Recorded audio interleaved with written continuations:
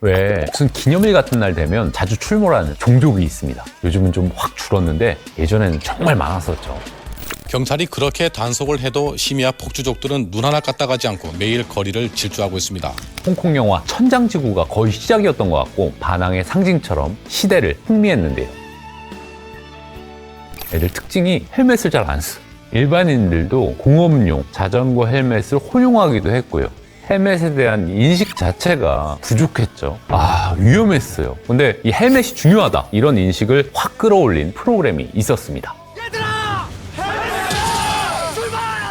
폭주족들 지나가는데 기다렸다가 갑자기 마이크 들이대고 얘기도 좀 들어보고, 얘들아 너네 왜 그러니? 사연도 좀 들어보고요. 마지막에 헬멧을 이렇게 씌워주면서 훈훈하게 마무리하고, 그때 청소년들한테 씌워줬던 그 헬멧, 거기 딱 3글자가 적혀 있거든요. 이 헬멧을 만든 곳이 오늘 주제인 이 회사입니다. 최근에도 자주 보이는데 판권 따내기 힘들다는 마블, DC와 콜라보도 하고 있고요.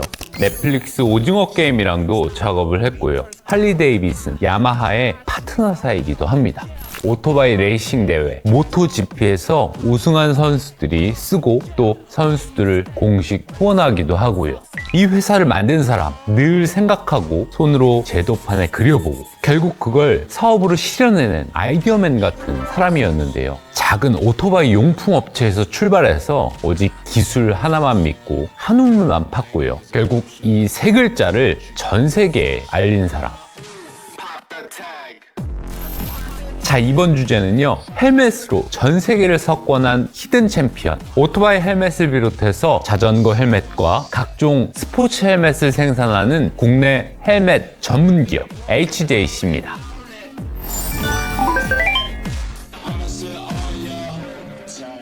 기업 창업가들 보면요, 사업가 이전에 발명가라는 말이 더 어울리는 사람들도 있잖아요. 전구로 세상을 바꾼 발명왕 에디슨부터 즉석 사진기를 만든 폴라로이드의 창업자 에드윈 랜드, 또 사이클론 청소기를 만든 제임스 다이슨까지, 오늘 주인공도 뭔가 기발한 생각이 떠오르면 뚝딱뚝딱 만들던 사람인데요. 충남 논산에서 태어난 홍환기라는 사람, 가난했어요. 상고를 어렵게 나왔는데 대학 갈 돈이 없었습니다. 그래도 공부는 해야지 싶어서 빈손으로 서울행, 그리고 새벽마다 산양류를 배달했고요. 해 뜨면 입시 공부, 해 지면 산양류 배달. 결국 한양대 공대에 입학하는데요. 학비를 마련하기 위해서 이것저것 다 해봤습니다. 가내수공업으로 세탁물 봉투를 만들어서 세탁소에 납품하기도 하고요. 그때 서울 근처에 유명한 탄산 약수가 있었어요. 둔촌 약수터. 거기서 물을 길어다가 팔기도 하고요. 봉이 김선달처럼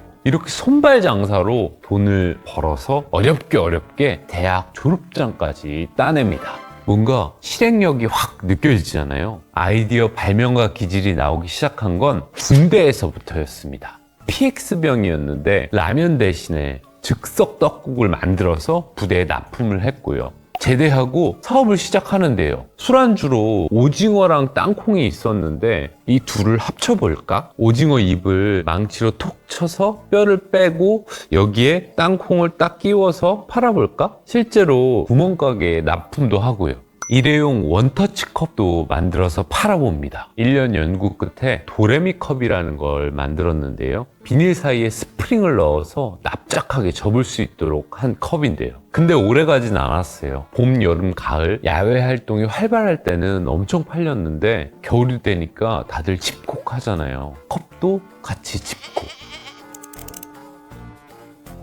그리고 1970년, 그때가 오토바이 타는 사람들이 막 늘어날 때였어요. 기아가 혼다랑 손잡고 거의 독점으로 했다가 나중에 효성이 스즈키랑 같이 뛰어들면서 경쟁이 붙거든요. 아무튼 이건 좀 큰 기업들 얘기고, HJC의 시작은 재봉틀 하나였습니다. 처음엔 오토바이용 가죽 바지 같은 걸 만들었고요. 계속 생각을 합니다. 뭐 좋은 게 없을까? 두 번째 아이템, 겨울에 달릴 때 바람이 쌩쌩 들어오잖아요. 너무 춥지 않나? 그래서 만든 게 구멍 뚫린 까만 마스크. 잘 팔렸어요. 간판도 걸었고요. 홍진 기업. 자연스럽게 오토바이 관련 업체들이랑 인연이 생기잖아요. 세 번째 아이템, 헬멧 내피를 만들기 시작합니다. 근데 시작부터 위기를 맞았습니다. 1974년에 불이 나서 신혼 살림집이랑 공장이 홀랑 다 타버린 거죠. 진짜 끝난 줄 알았는데요. 주변 도움으로 수유리에 사글세를 넣고 다시 기계를 돌립니다. 헬멧 내피 하나라도 더 팔겠다고 어디든 찾아가고 누구든 만났는데요. 그렇게 뛰어다니던 모습이 믿음을 줬던 걸까요? 그걸 눈여겨보던 일본 헬멧 업체 회장님이 있었습니다. 제1교포였는데 덕분에 일본으로 납품 계약을 따냅니다. 10,000개, 6천만 달러. 이게 홍진 기업의 첫 수출, 국경을 넘어선 첫 거래의 순간이었고요. 다시 일어설 수 있는 진짜 시작의 순간이었습니다. 돈이 좀 모이니까 헬멧 내피를 납품하던 거래처를 아예 인수합니다. 우리가 직접 만들어보자. 헬멧 제조에 본격적으로 뛰어든 거죠. 그렇게 탄생한 브랜드 이름이 크라운 헬. 이게 나중에 시간이 지나면서 우리가 아는 HJC의 전신이 됩니다.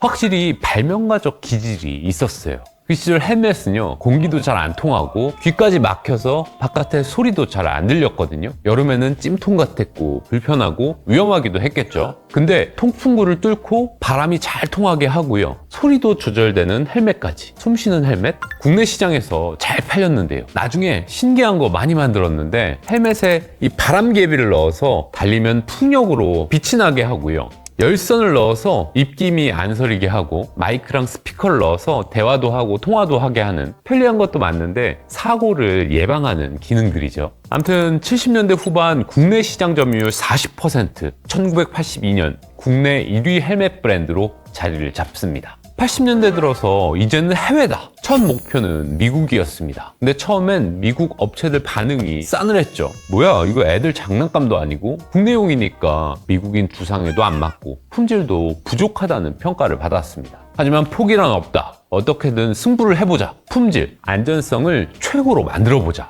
당시 세계 시장을 일본 브랜드들이 휩쓸고 있었는데요. 지금도 유명하죠. 쇼웨이, 아라이. 전통이나 역사가 훨씬 오래됐고요. 한판 제대로 붙으려면 결정적인 뭔가가 필요했습니다. 뭘까요?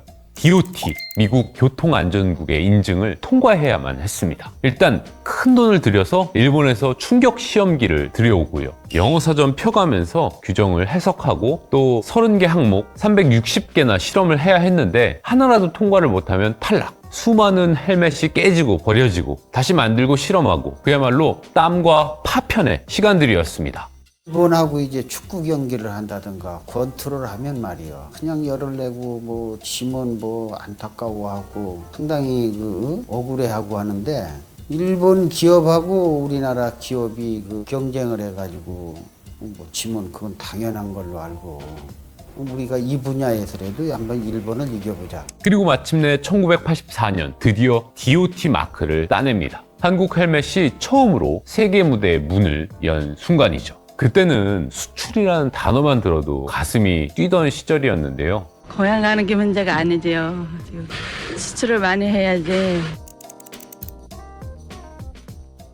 1986년 첫 미국 수출 선적. 회사에서 고사도 지내고요. 제발 잘 팔리게 해주세요. 하지만 세계 시장의 벽은 냉정했습니다. 현지 매장에 가면 한 구석에 먼지가 쌓인 채 그대로 놓여져 있고요. 팔리지도 않았습니다. 뭐가 문제일까? 다시 시장 조사에 나섭니다. 그리고 중요한 사실을 알아내는데요. DOT만으로는 부족했습니다. 스넬이라는 더 까다롭고 더 권위 있는 인증이 있었거든요. 카레이서 윌리엄 스넬. 경기도 중에 차량 전복 사고로 숨진 선수를 기리기 위해서 만든 세계 최고 난이도의 헬멧 안전 기준이었습니다. 일종의 성역 같은 테스트 하나하나가 엄청난 난이도. 예를 들어서 DOT가 낙하 높이가 180cm라면 스넬은 300cm, 거의 2층 높이에서 떨어뜨립니다. 그리고 그냥 일반 소비자를 위한 게 아니라 레이싱 선수들의 생명을 지키기 위한 테스트, 더 까다로웠던 거죠. HJC도 도전합니다. 밤새 연구하고 또 실험했는데요. 결과는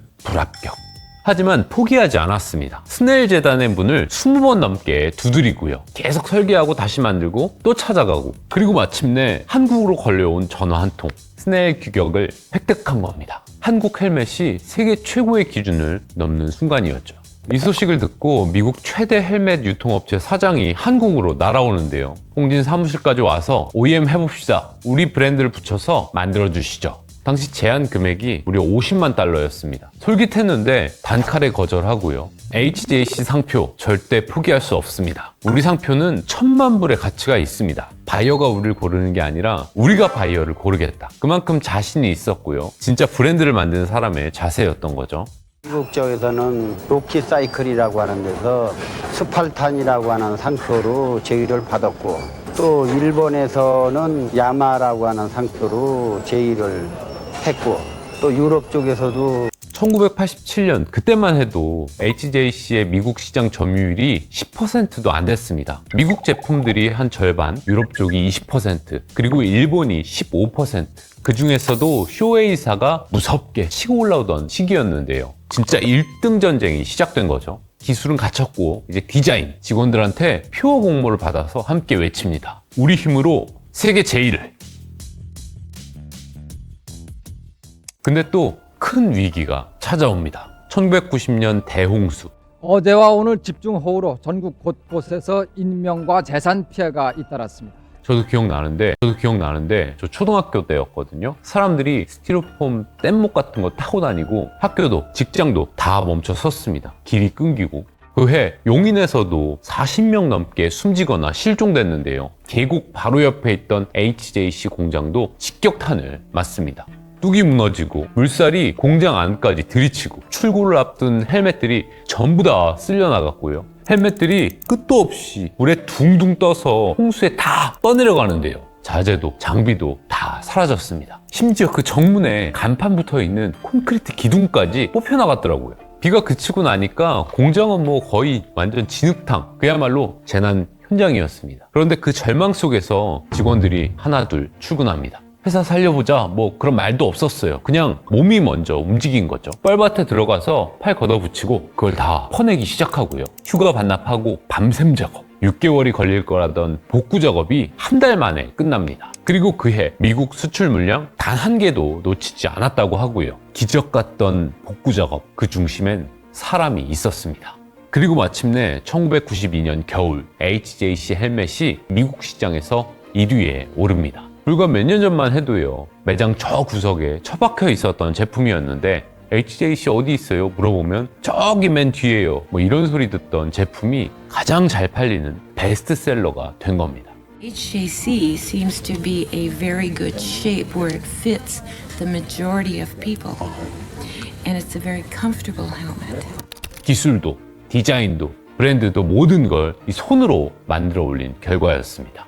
한때 북미 시장에서 제일 인기 있었던 브랜드가 일본 브랜드들이었는데요. 아까 얘기했던 쇼웨이, 아라이, 지금도 매니아분들이 많으신데 그때는 압도적으로 잘 나갔거든요. 근데 HJC가 치고 올라오니까 자리를 내줘야 했고요. 2000년대 들어서 세계 시장 점유율 1위로 올라섭니다.